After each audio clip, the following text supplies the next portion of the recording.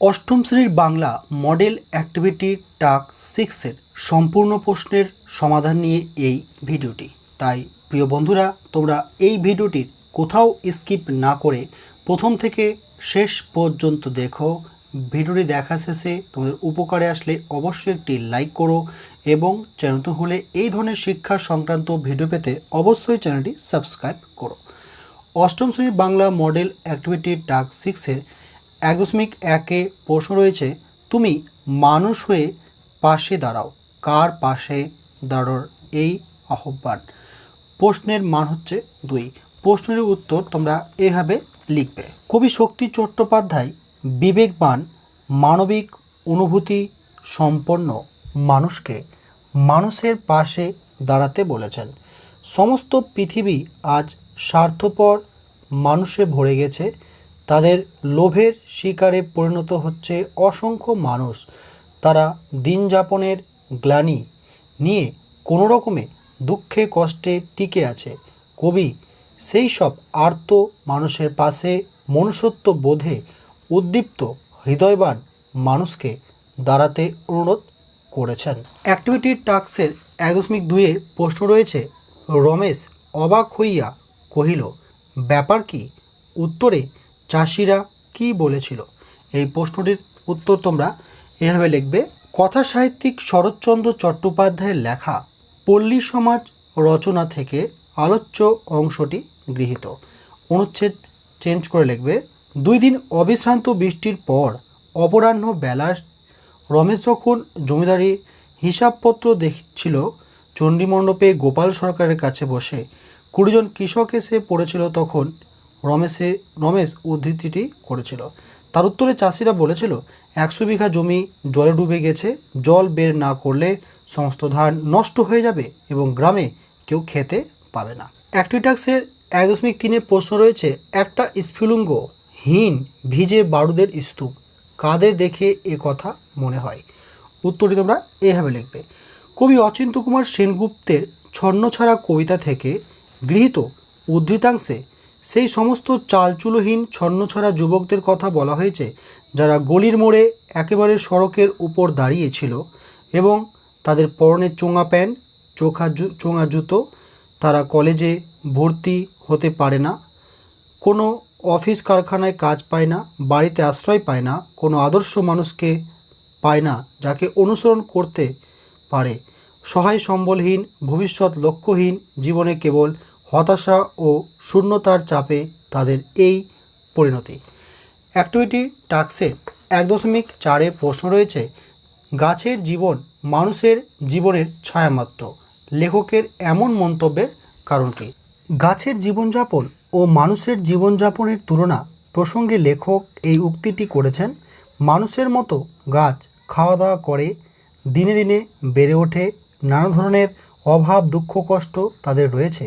মানুষ যেমন জীবন ধারণের জন্যই সবসময় ছুটে চলেছে, গাছেদেরও জীবন ধারণের জন্য ব্যস্ত থাকতে হয়।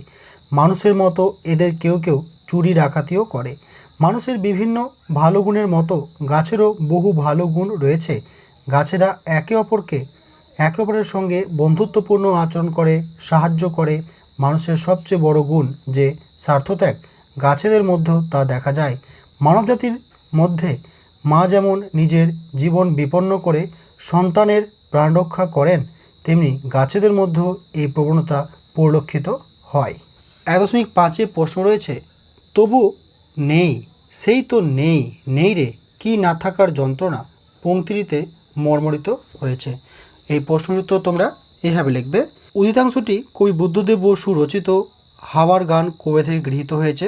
কবি বলেছেন, হাওয়াদের কোনো বাড়ি নেই, তারা আশ্রয়ের খোঁজে সারা পৃথিবীতে ঘুরে বেড়ায়। পৃথিবীর সব জল ও তীর ছুঁয়ে, পাহাড় বন্দর নগর অরণ্য প্রান্তর ছুঁয়ে, পার্কের উপর দিয়ে, সমুদ্রের মাথায়, জাহাজের ডেকের উপর দিয়ে হাওয়া অবিরাম ঘুরে বেড়ায়। হাওয়াদের স্থায়ী ঠিকানা না থাকায় যন্ত্রণায় পংক্তিতে মর্মরিত হয়ে উঠেছে। 1.6-এ প্রশ্ন রয়েছে, ছন্দহীন বুনো চালতার, বুনো চালতাকে কে ছন্দহীন বলা হয়েছে কেন?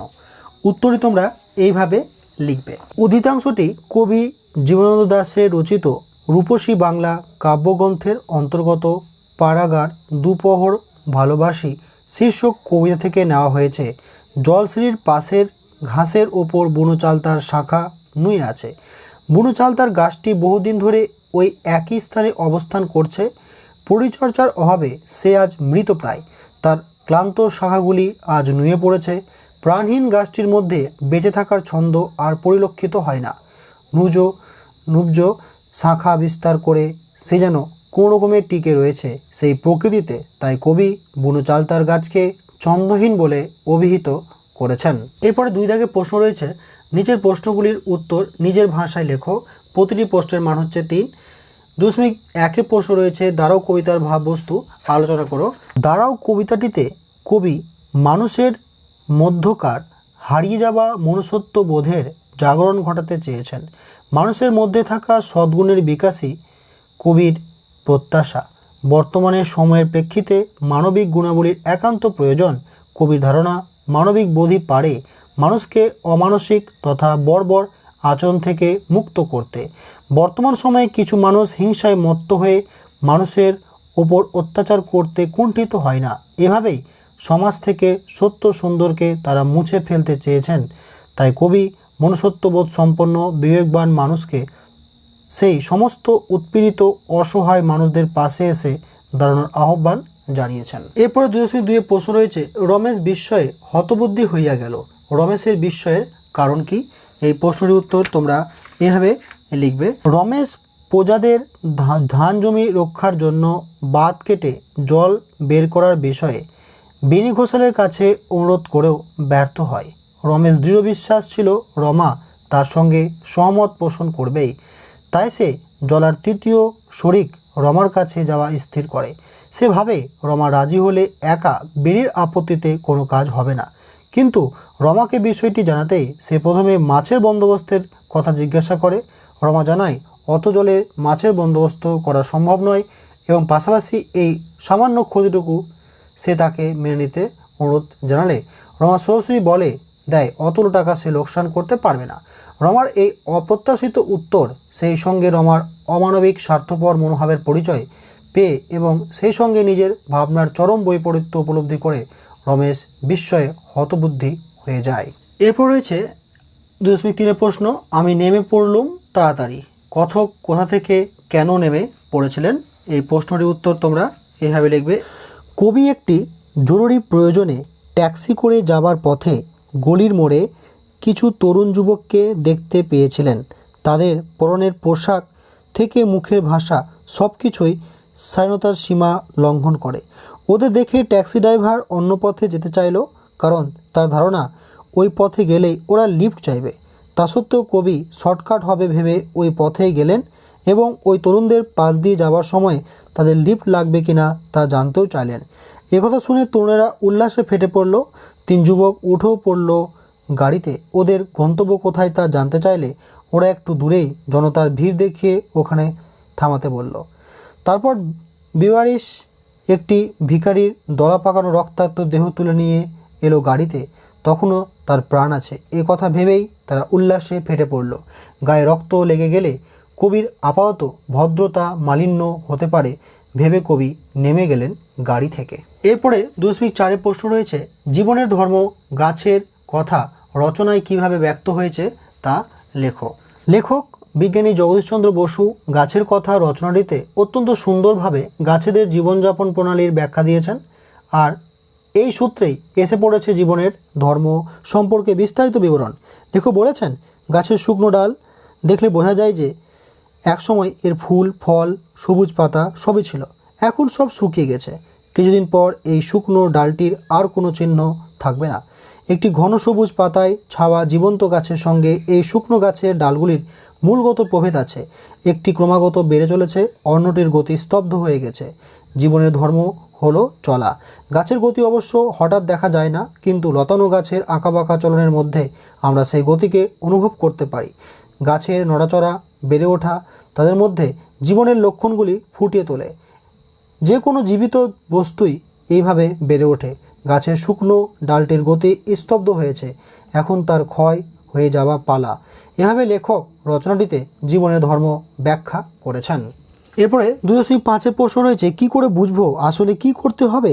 উদ্ধৃতে আলোকে বকুর চরিত্রের অসহায়তার স্বরূপ উদ্ঘাটন করো। তোমরা এই প্রশ্নটির উত্তর এইভাবে লিখবে। আশাপূর্ণা দেবীর লেখা কি করে বুঝবো গল্পে 2 বছরের ছোট্ট বকুর ওপর আমাদের সহানুভূতি ভীষণভাবে রয়েছে। গল্পের শেষে বকুকে আমরা যেভাবে মার খেতে দেখি তাতে খারাপ লাগে। বাস্তবের হাজারো জটিলতার মাঝে যেভাবে বড়রা নিজেদেরকে গুছিয়ে নিয়ে ছোট্ট বকুর পক্ষে সেই জটিলতা বোঝা সম্ভব নয়। কোথায় কোন কথা বলা উচিত আর কোন কথা বলা উচিত নয় তা বোঝা বকুর পক্ষে সম্ভব হয়নি। কোনো কথায় কার অসম্মান হতে পারে, কে আঘাত পেতে পারে, সেসব বুঝতে পারেনি বকু স্বাভাবিকভাবেই। মায়ের কাছে বকু সবসময় সত্য কথা বলার শিক্ষা পেয়েছিল। কাজেই মা ঘরে যে কথা সবসময় বলে ছোট্ট বকু সেই কথাগুলি বলে ফেলেছে। কাউকে অসম্মান বা অপদস্থ তার উদ্দেশ্য ছিল না। তাই বকুর প্রতি আমাদের সমবেদনা স্বাভাবিকভাবেই সহানুভূতি তৈরি করে। এরপরে নেক্সট প্রশ্ন রয়েছে, আজ সকালে মনে পড়লো একটি গল্প, গল্পটি বিবৃত করো। এই প্রশ্নটির উত্তর তোমরা এভাবে লিখবে। অবনীন্দ্রনাথ ঠাকুরের লেখা নাটোরের কথা গদ্যাংশে লেখক যে গল্পের অবতারণা করেছিলেন তা এরূপ। নাটোরের মহারাজা জগদীনান্দ্রের নিমন্ত্রণে অবনীন্দ্রনাথ, তার কাকা রবীন্দ্রনাথ ও আরও অনেকে মিলে প্রাদেশিক সম্মেলনে যোগদান করতে গিয়েছিলেন। প্রাদেশিক সম্মেলনে তাদের অংশ নেওয়ার মূল উদ্দেশ্য ছিল বাংলা ভাষার প্রচলন। অভ্যর্থনা কমিটির সভাপতি নাটোরের মহারাজার নিমন্ত্রণে তারা এক রাজকীয় অভিজ্ঞতার সম্মুখীন হয়েছিলেন। প্রথমে স্পেশাল ট্রেন ও পরে জাহাজে করে তারা রওনা হলেন। নাটোরের রাজার আপ্যায়নে বিন্দুমাত্র ত্রুটি ছিল না। খাওয়া দাওয়ার এলাহি আয়োজন ছিল, সেই সঙ্গে সমস্ত বিষয়ে খোঁজ খবর নেওয়ার কোনো খামতি ছিল না। একখানি লম্বা টেবিলে তারা সবাই একসঙ্গে খেতে বসেছিলেন। হুমড়া চোমড়া মানুষদের খাবার দৃশ্যও ছিল দেখবার মতো। নাটোর রাজার বাড়িরও ছিল আশ্চর্য সুন্দরভাবে সজ্জিত। লেখকের তা ইন্দ্রপুরী বলে ভ্রম হয়েছিল। এরপর শুরু হলো প্রাদেশিক সম্মেলন। পূর্ব সিদ্ধান্ত অনুযায়ী রবীন্দ্রনাথ ঠাকুরের কনফারেন্স বাংলা ভাষার অনুষ্ঠিত হবে বলে প্রস্তাব দিয়েছিলেন ছেলে ছোকরার দল। রবীন্দ্রনাথের দলেই ছিলেন, কিন্তু এই নিয়ে সবাই একটু মতভেদ হয়। অবশেষে 2 ভাগে দলে ভাগ হয়ে যায় সবাই। জাতীয় কংগ্রেসের গণ্যমান্য নেতারা ইংরেজিতে বক্তৃতা দিতে গেলেই লেখকরা বাংলা বাংলা বলে চিৎকার করে তাদের চুপ করিয়ে দিতে বলেন। পরিশেষে পার্লামেন্টারি বক্তা লালমোহন ঘোষ উঠলেন বক্তৃতা দিতে। ইংরেজি দুরন্ত এই মানুষটি কিন্তু খুব সুন্দরভাবে বাংলায় বক্তৃতা দিলেন। লেখকদের উল্লাস তখন তীব্র হয়ে উঠেছে। এইভাবে নাটোরের প্রাদেশিক সম্মেলনে লেখক অবনীন্দ্রনাথেরা প্রথম বাংলা ভাষার জন্য লড়াই করেছিলেন। এরপরে রয়েছে 3 দাগের প্রশ্ন, যে প্রশ্নটির মান রয়েছে 1। 3.1 প্রশ্ন রয়েছে, নির্দেশক বা বিবৃতিমূলক বাক্যের একটি উদাহরণ দাও। উত্তরটি এভাবে লিখবে, নির্দেশক বা বিবৃতিমূলক বাক্যের একটি উদাহরণ হলো, তার একলার অমতে কিছু আসে যায় না। এটি একটি নির্দেশক বাক্যের উদাহরণ। 3.2 রয়েছে শূন্যস্থান পূরণ করো। এই শূন্যস্থান পূরণ করো এই উত্তরটি তোমরা তোমাদের 8ম শ্রেণীর যে বাংলা ব্যাকরণ বই রয়েছে, যেটি তোমরা স্কুল থেকে পেয়েছো সেখানেই রয়েছে, সেখান থেকে তোমরা এই উত্তরগুলো পেয়ে যাবে। উত্তরটি তোমরা এভাবে লিখবে যে রয়েছে কি, আহ কি আরাম, এটি একটি আনন্দ সূচক বাক্য। তাহলে আহা কি দেখিলাম, এটি একটি বিস্ময়সূচক বাক্য। এই রইল তোদের পিকনিক, আমি চললাম, এটি উচ্ছ্বাসমূলক বাক্য। আমি কিছুতেই যাব না ইত্যাদি, এটি হচ্ছে ঘৃণাসূচক বাক্য। ইত্যাদি তোমরা দেবে না, লিখবে এই আমি কিছুতেই যাব না, এটি ঘৃণাসূচক বাক্য। অর্থাৎ তোমাদের যে অ্যাক্টিভিটি টাস্কের 3.2 প্রশ্ন রয়েছে, আনন্দ, বিস্ময়, উচ্ছ্বাস, ঘৃণা, এই সমস্ত বাক্যটি তোমরা তোমাদের ব্যাকরণ বইয়ে পেয়ে যাবে, সেখান থেকে উত্তরগুলো করে নেবে।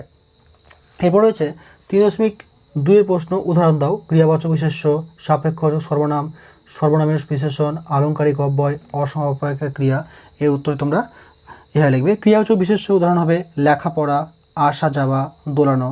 সাপেক্ষবাচক সর্বনাম উদাহরণ হবে যিনি তিনি, যার তার, যা তা। সর্বনাম বিশেষণ উদাহরণ হবে এত ঋণ, অন্য চিন্তা।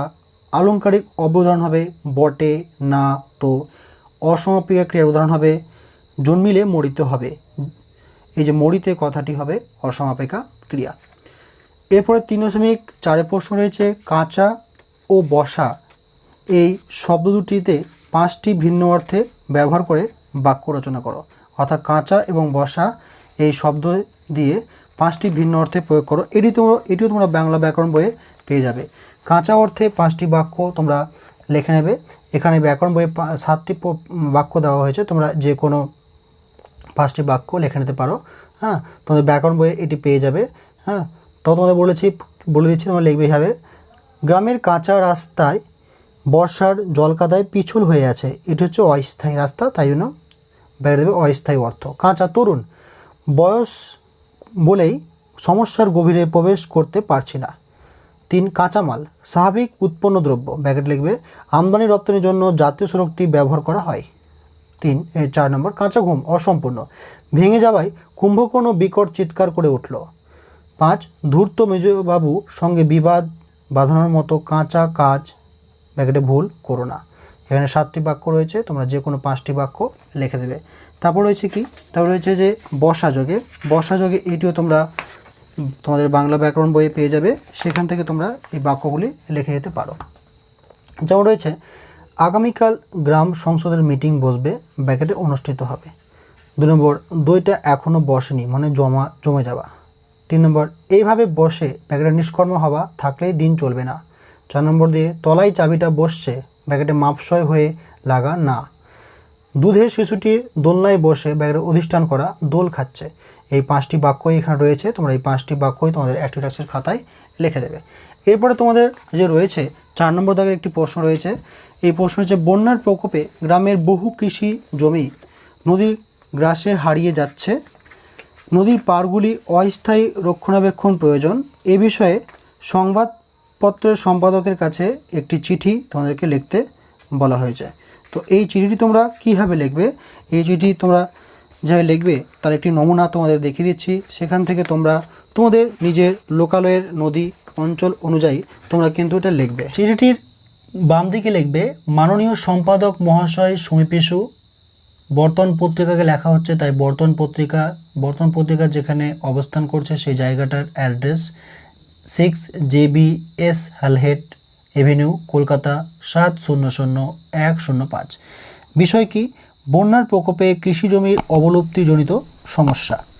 সবিনয় নিবেদন, আমরা হুগলি জেলার বাসিন্দা, আমাদের দীর্ঘদিনের একটি সমস্যা আপনার বহুল প্রচারিত পত্রিকার মাধ্যমে জনসমক্ষে তুলে ধরতে চাই।